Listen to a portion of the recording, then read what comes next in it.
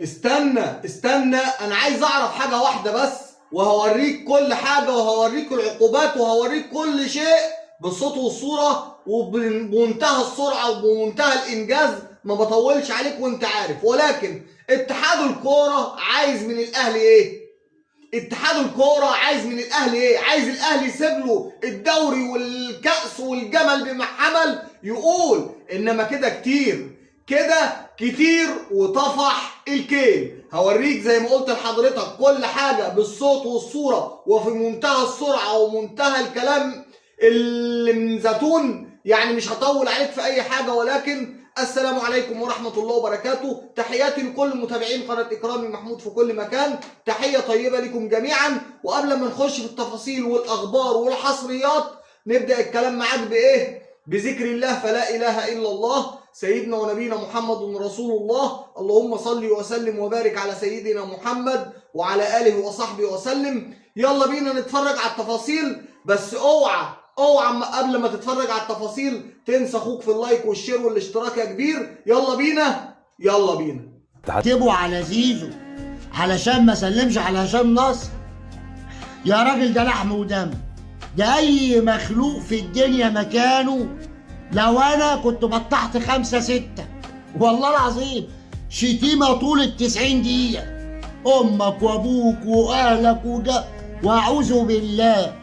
زيزو خال الطريحه ورد في الملعب، راجل المباراه مان اوف ذا ماتش، افضل لاعب في الملعب، اسيست، خد الاضواء، ولع الدنيا. لازم يطلع منه حاجه، ده يطاق يموت. يعني الانسان بعد ما سمع الشتيمه دي كلها وربنا كرم وخد السوبر وكان نجم المباراه، مش عايز يعمل اي حاجه، مش عايز يعمل اي ردة فعل. تعال اضرب لك مثال باسطوره نادي الزمالك، الاسطوره بتاعتنا كابتن شيكابالا لما كان جمهور الاهلي بيهاجموا هقول بيشتموا، حصل. ولكن شيكابالا كان بيعمل ايه؟ ردة فعله، رغم ان احنا بنقول ده جمهور، ردة فعل شيكابالا ايه؟ شتيمة، حركات لا تليق، قلعات، لبسات، خوازيق، حاجات صعبة جدا جدا جدا جدا، وصوت وصورة. وكنا المهزلة اللي عملها حلمي طولان امبارح بالتواطؤ مع نادي بيراميدز عشان يسيب له لاعبيه يلعبوا مباراتين في الدوري الهزيل وما يلعبوش مع منتخب مصر في كأس العرب في قطر، البطولة اللي منتخب مصر بيشارك فيها بالصف الثاني. لاعبوا منتخب مصر الكبار حسوا ان حلمي طولان نفسه مش مهتم بالمنتخب، وحلمي طولان نفسه ما يستاهلش ان حد يجتهد عشانه. النهارده عمرو السولية اعتذر، قال ان هو مصاب. عمرو السولية كابتن الفريق ما رضاش يلعب واعتذر وخرج من التشكيل. مصطفى شلبي واحمد ربيع كمان اعتذروا وخرجوا من التشكيل. واحد اهلي وواحد زمالك وواحد من البنك اكس زمالك اللي هو مصطفى شلبي، 3 اعتذروا.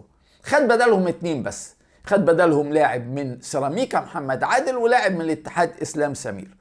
الايام اللي جايه اي حد حسام هيسيبه، حسام حسن هيسيبه، هيحاول حلمي طولان انه ياخده يرقع بيه فريقه بعد خلاص.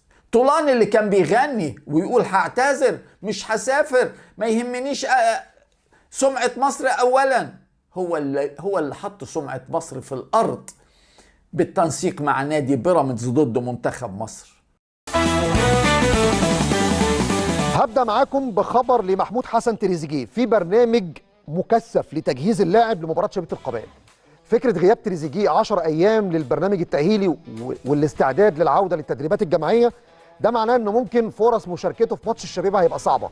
لكن على حد معلوماتنا البرنامج مكثف جدا بحيث إن تريزيجيه بإذن الله يكون جاهز على اللعب أمام الشبيبة يوم 22 نوفمبر الجاري. المباراة اتحدد ميعادها خلاص يوم السبت 22 نوفمبر الساعة 6 مساء بتوقيت القاهرة. الإصابة كانت صعبة ورخمة، يمكن تريزيجيه عنده شد في الخلفية، خرج من قائمة المنتخب، لكن بإذن الله في ال10 أيام دول يكون جاهز مع النادي الأهلي لماتش الشبيبة، لأن بعدها كمان ب5 أيام عندنا ماتش صعب جدا مع الجيش الملكي المغربي في الرباط.